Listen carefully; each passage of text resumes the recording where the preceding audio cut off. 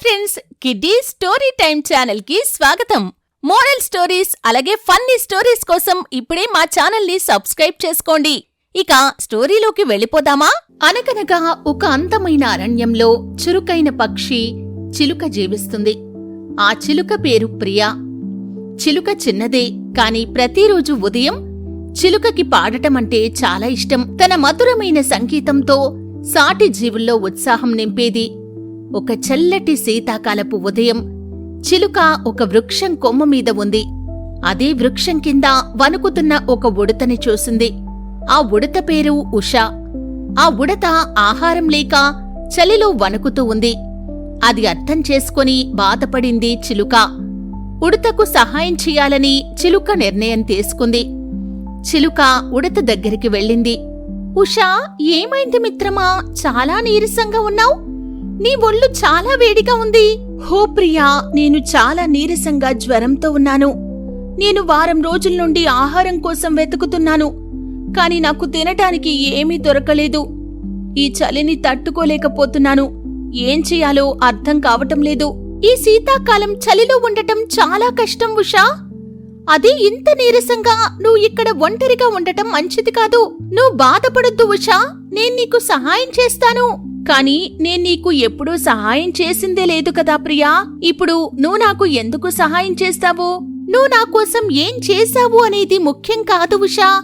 మన తోటి వాళ్ళు కష్టంలో ఉన్నప్పుడు ఒక సాటి జీవిగా సహాయం చేయటం మన ధర్మం. మనందరికీ కొన్ని క్లిష్ట పరిస్థితుల్లో సహాయం అనేది అవసరమవుతుంది. మనకు వీలైనప్పుడు ఇతరులకు సహాయం చేయటం మంచిది. ఇప్పుడు నాతో రా ఉషా. ఎక్కడ వెచ్చటి ప్రదేశం ఉంటుందో, ఎక్కడ ఆహారం దొరుకుతుందో ఆ ప్రదేశం నాకు తెలుసు. నువ్వు నిజంగా నాకు సహాయం చేస్తావా? అవును, నువ్వు నా వెంటరా. నేను నిన్ను జాగ్రత్తగా ఆ ఆహారం దొరికే చోటికి తీసుకెళ్తాను. నన్ను నమ్ము ఉషా, నేను నీకు మాటిస్తున్నాను. హో, ఎంత ఆహారం ఉందో చూడు. మరియు ఈ ప్రదేశం ఎంతో వెచ్చగా ఉంది కూడా. ఇదే నేను నీకు చెప్పిన ప్రదేశం.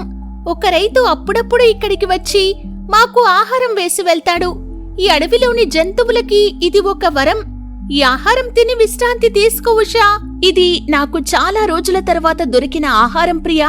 నువ్వు ఈ సహాయం నాకు చెయ్యకపోతే నా పరిస్థితి ఊహిస్తేనే భయంగా ఉంది. నా ఆకలి తీరింది, నీరసం కూడా తగ్గింది. నేను ఇప్పుడు చాలా సంతోషంగా ఉన్నాను. ఇతరులకు సహాయం చేయటమంటే వారు నీకోసం సహాయం చేశారా లేదా అని లెక్కలు వేసుకోవటం కాదు ఉషా. ఇది దయాగుణానికి సంబంధించింది. నీకు లేదా నాకు మాత్రమే కాకుండా మన చుట్టూ ఉన్న ప్రతి ఒక్కరికి ఈ దయాగుణం ఉంటే కష్టమనేదే ఉండదు. నేను నీకు సహాయం చేశాను అంటే నాకు సాటి జీవుల పట్ల దయాగుణం ఉండబట్టే కదా. నేను ఇంతకు ముందెప్పుడూ ఇలా ఆలోచించలేదు ప్రియా. నేను ఎప్పుడూ నా సమస్యలపైనే దృష్టి పెట్టాను. కాని ఇప్పుడు నిన్ను చూశాక అర్థమయ్యింది.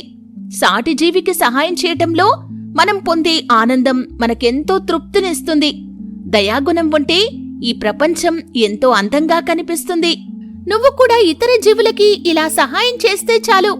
మన వద్ద ఉన్నదాన్ని పంచుకోవటం లేదా స్నేహితులకి చాలా అవసరమైనప్పుడు వారికి సహాయం చేయటం, అంతే దయాగుణం అన్నింటినీ మారుస్తుంది.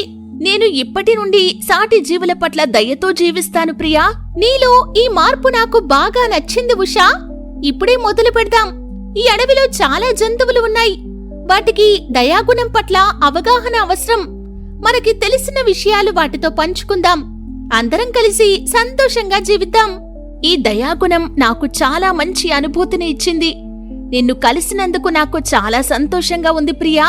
దయ అనేది ప్రతిఫలంగా ఏమీ ఆశించకుండా ఇతర జీవులకి మనం చేసే సహాయం.